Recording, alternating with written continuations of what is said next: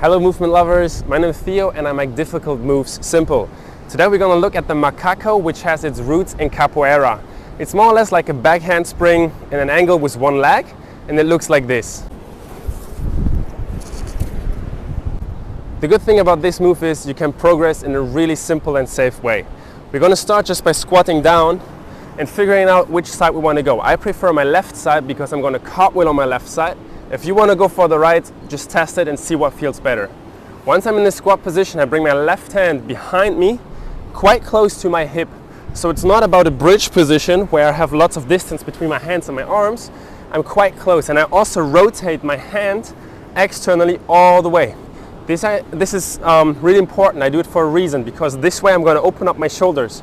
If I keep my hand here, you see that my shoulder is closed. Instead, I want to be able to open up my shoulder, because we're going to go over it and you don't want to break your wrist. So it's really important to rotate your fingers. For me, they're going to face to the ocean right now. My thumb is pointing that direction where I want to go. And during the move, I might also even twist a little bit more on my hand. So this is our starting position. I bring my right hand between my legs, and now we're going to get the energy from pulling with the right arm and also pulling, jumping up with both legs at the same time and bringing the hips up. The energy needs to go this way. So here's where the center line starts. My shoulder is in the same line, and I want my hips to go over the center line to be able to reach over to that side. If my energy will keep stuck on this side, I'm going to fall. So a beginner mistake could look like this. The energy goes this way and you're going to fall. Instead, you need to bring the energy over and reach up with your right arm to be able to go over yourself and land. So the progressions are super simple. Once you start in the squat position and you have your leg behind you, just start circling around your own hand. So it can be a couple of steps. 1, 2, 3, 4. Just to understand where your body wants to go. From that side all the way around your arm to the other side. If you did it like a couple of times, 5 to 10 times, you might want to go a little bit better.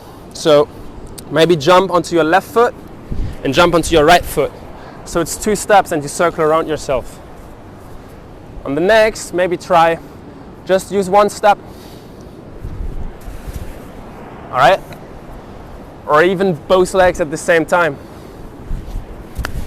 And you just get comfortable with being a little bit more on your hand, circling around yourself. Don't think about a back handspring or going upside down. It's just about understanding the motion to go around yourself.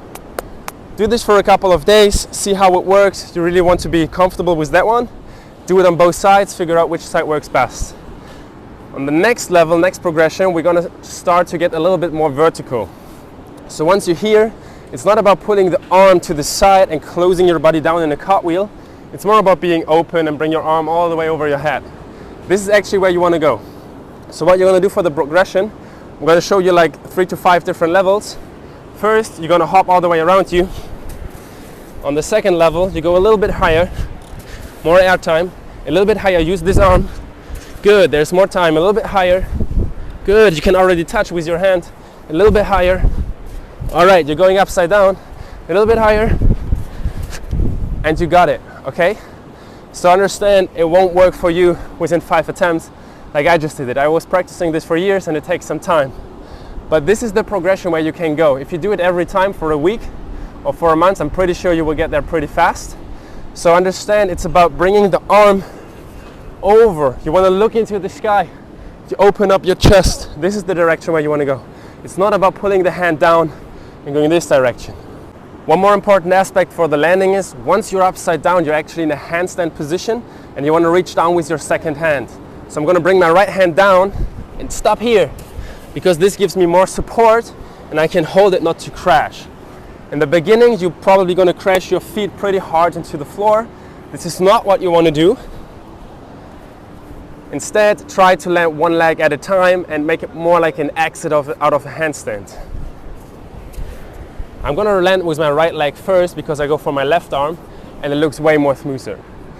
If you have the macaco, it's a good foundation for the macaco MP, which is like a standing back cartwheel, back handspring thing. And you can play around with different skills, like starting from capoeira jinga, swiping one leg, going over, stuff like that.